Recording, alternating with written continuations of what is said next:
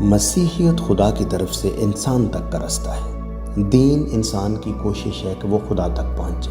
مسیحیت خدا کی کوشش ہے کہ وہ انسان تک پہنچے۔ یسوع کوئی نیا دین نہیں لائے۔ اس نے فرمایا، متی میں لکھا ہے، یہ نہ سمجھو کہ میں شریعت یا نبیوں کو منسوخ کرنے آیا ہوں۔ میں منسوخ کرنے نہیں بلکہ پورا کرنے آیا ہوں۔ تورات، زبور اور نبیوں کی پیش گوئیاں سب اس کی طرف اشارہ کرتی تھی۔ وہی وعدہ شدہ مسیحا ہے۔ کیا آپ نے کبھی سوچا ہے کہ جو لوگ یسوع مسیح کے آنے سے پہلے زندہ رہے اور پھر مر گئے، ان کا کیا ہوا؟ کیا وہ نجات سے محروم رہ گئے؟ آج ہم ایک حیرت انگیز حقیقت جانیں گے، کیسے خدا کی محبت اور انصاف مردوں تک بھی پہنچا، اور کیوں نجات ہمیشہ یسوع کے ذریعے ہی ممکن رہی۔ آخر تک دیکھیں، کیونکہ یہ آپ کی زندگی تبدیل کر سکتا ہے۔ جو لوگ مسیح سے پہلے مر گئے وہ کہاں گئے؟ جنت میں یا دوزخ میں؟ ایک گہرا سوال، کیا جو لوگ یسوع مسیح کے ظہور سے پہلے مر گئے انہیں کبھی سچ سننے کا موقع ملا؟ کیا وہ قیامت کے دن یہ کہہ سکتے ہیں کہ ہمیں کس بات کی سزا دی جا رہی ہے؟ ہم نے تو کسی نجات دہندے کا نام ہی نہیں سنا۔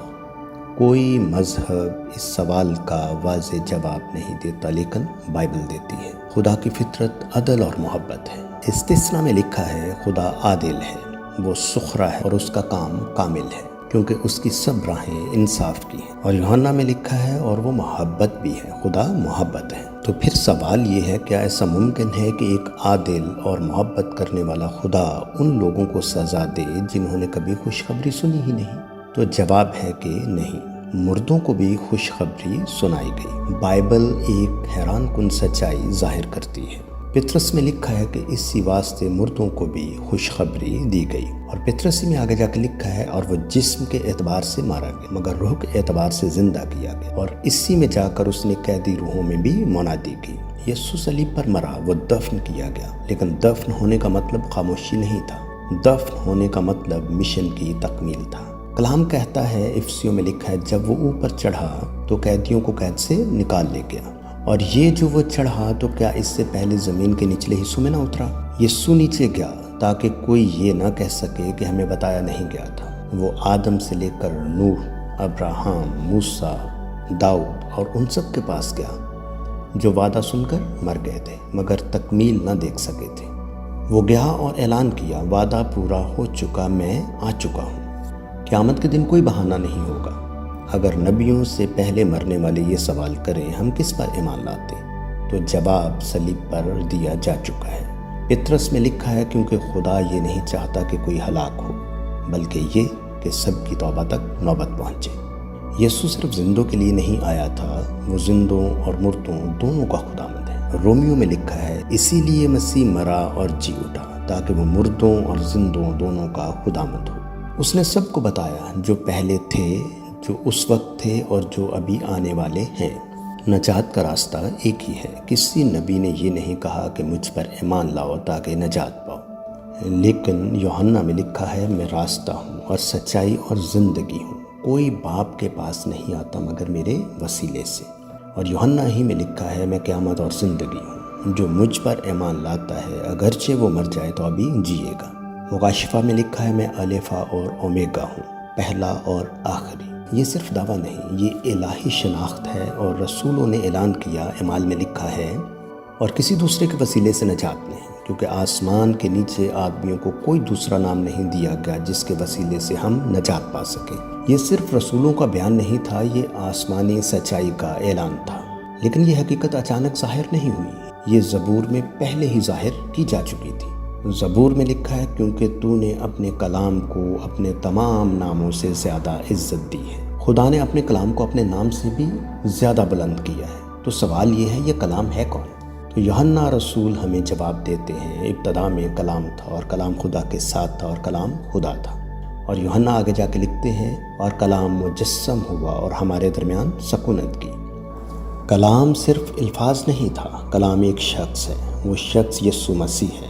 اگر خدا نے اپنے کلام کو اپنے تمام ناموں سے بلند کیا ہے، اور اگر یسوع ہی وہ ازلی کلام ہے، تو اعمال 4:12 کا اعلان بالکل واضح ہو جاتا ہے۔ نجات کسی اور نام میں نہیں، کیونکہ وہ نام صرف ایک تاریخی نام نہیں ہے، وہ ازلی کلام کا نام ہے۔ وہ نام جس کے بارے میں لکھا ہے فلپیوں میں، اس لیے خدا نے بھی اسے نہایت سرفراز کیا، और उसे वो नाम बख्शा जो सब नामों से आला है।